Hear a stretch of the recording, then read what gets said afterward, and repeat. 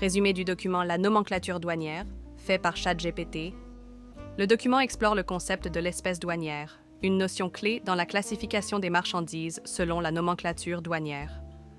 Il met en avant la complexité de cette notion, qui ne se limite pas à une simple dénomination, mais implique plusieurs critères d'analyse. L'espèce, une bizarrerie. Le document souligne que l'espèce est une notion ambiguë, car elle peut être définie de plusieurs manières.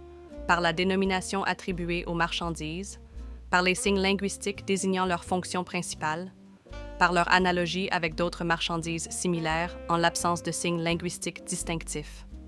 Deuxième, l'importance des signes linguistiques. L'auteur insiste sur le fait que la classification douanière repose sur la manière dont les marchandises sont nommées et perçues. Par exemple, dans le cas des machines à coudre pour la fermeture des sacs, la fonction principale, fermeture des sacs, prime sur l'aspect industriel de la machine. Cela montre que la fonction est un critère clé dans la classification douanière. Troisième, la classification des marchandises. Le document distingue deux types de marchandises en fonction de leur fonctionnalité.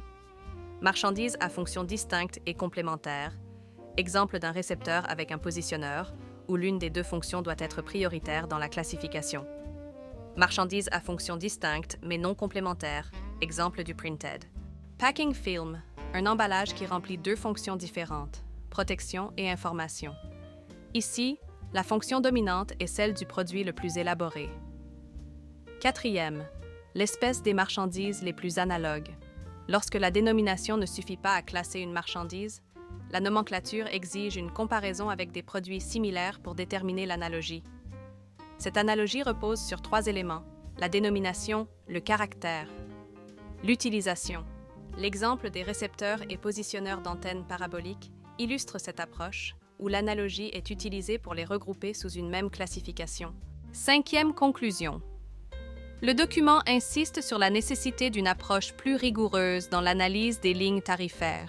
Il suggère que celles-ci devraient être étudiées non seulement pour ce qu'elles expriment en tant qu'espèces de marchandises, mais aussi comme des entités taxonomiques, adoptant ainsi une logique plus proche de la classification scientifique. Analyse du document.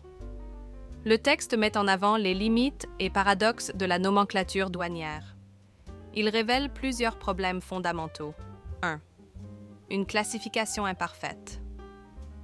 La classification douanière repose sur des critères subjectifs, comme la dénomination et la fonction principale. Or, ces critères ne sont pas toujours clairs et peuvent prêter à confusion. 2. Le rôle de la perception linguistique. Le document met en lumière l'importance du langage dans la classification des marchandises. La façon dont un produit est décrit influence directement son classement douanier, ce qui peut poser problème dans les cas de produits multifonctionnels. Troisième, l'analogie comme solution et limite. Lorsque la classification ne peut se baser sur la dénomination ou la fonction, elle repose sur une comparaison avec des marchandises similaires. Cette approche est utile mais aussi subjective, car elle dépend des interprétations des douaniers et des réglementations en vigueur. Quatrième, une nécessité d'évolution. La conclusion propose une approche plus scientifique, inspirée de la taxonomie, pour améliorer la classification des marchandises. Cela montre que la nomenclature douanière pourrait bénéficier d'une réforme méthodologique pour gagner en précision et en cohérence. Conclusion générale.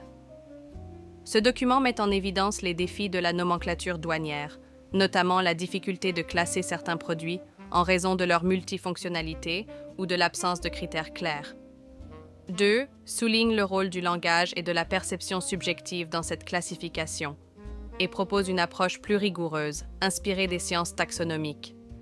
En somme, il invite à une réflexion sur la modernisation des règles douanières pour une meilleure cohérence et transparence.